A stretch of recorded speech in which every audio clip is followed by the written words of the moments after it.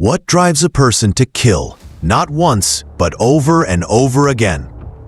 This haunting question has fascinated, terrified, and confused both experts and the public for decades. Behind the headlines, behind the mugshots, lies a deeper story, one of psychological decay, hidden impulses, and terrifying control. Serial killers are not born overnight. They develop over years, sometimes decades, behind carefully crafted masks of normalcy. They walk among us, often unnoticed, until their darkness erupts into violence.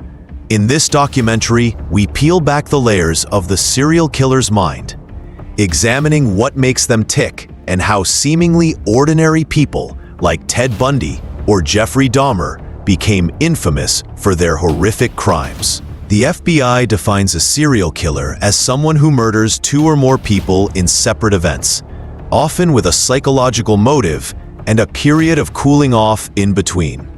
But the term doesn't just describe an act, it signals a pattern of pathology. Serial killers exhibit a set of behavioral and psychological traits that help them plan, execute, and often hide their crimes for years. By analyzing these traits and reviewing real-life cases, we can begin to uncover the eerie warning signs that may point to a serial killer in the making. The first clue is a fascination with death or violence from an early age.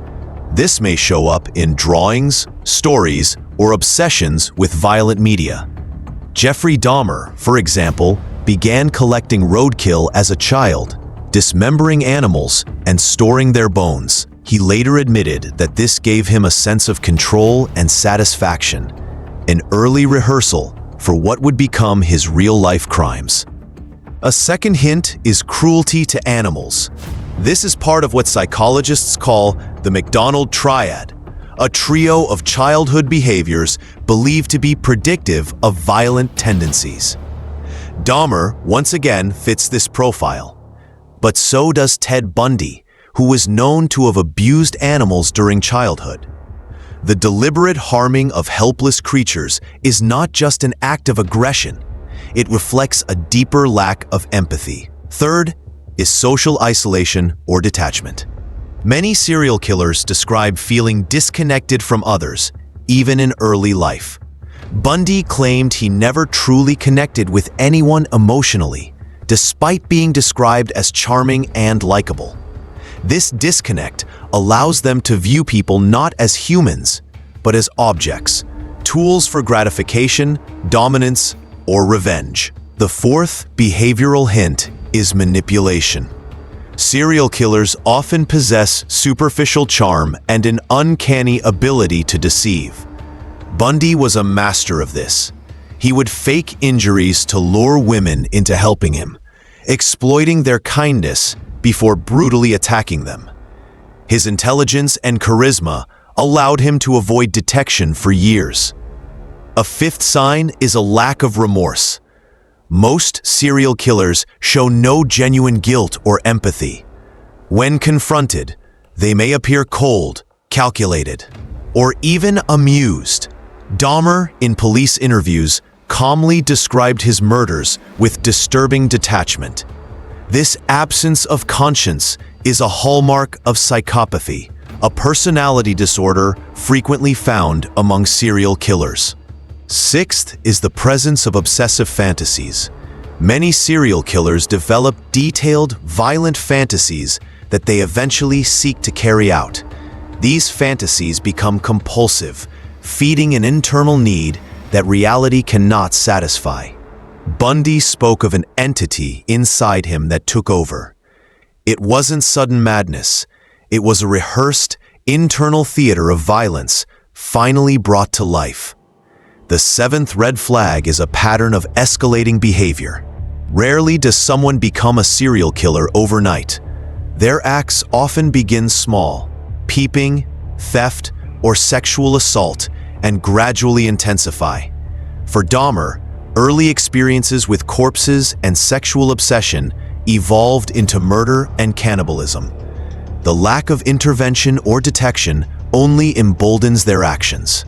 An eighth sign is a fixation on power and control. Serial killers often kill to feel dominant, to exert total control over another life. This can manifest sexually, psychologically, or through post-mortem rituals. Bundy kept souvenirs from his victims.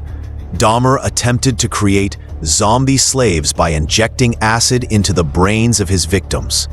These are not crimes of passion. They are attempts to own a person entirely. Ninth is forensic awareness.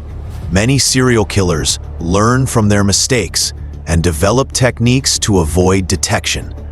Bundy changed states frequently, studying police tactics and adjusting his methods. He even acted as his own lawyer during trial, obsessed with how his crimes were being documented and remembered. Their intelligence makes them harder to catch and more dangerous. And finally, a 10th warning sign, a double life. Serial killers often lead seemingly normal lives. They hold jobs, have families, and maintain friendships. Dahmer lived in a Milwaukee apartment building surrounded by neighbors. Bundy worked at a suicide prevention hotline.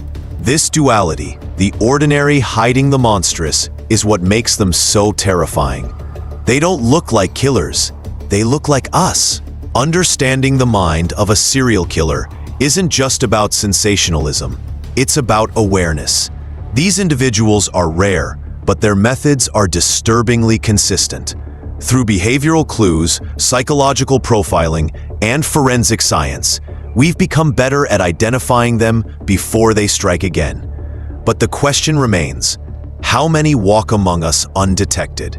In the end, it's not the blood, the weapons, or even the body count that defines a serial killer. It's the mind behind it all, methodical, remorseless, and terrifyingly human.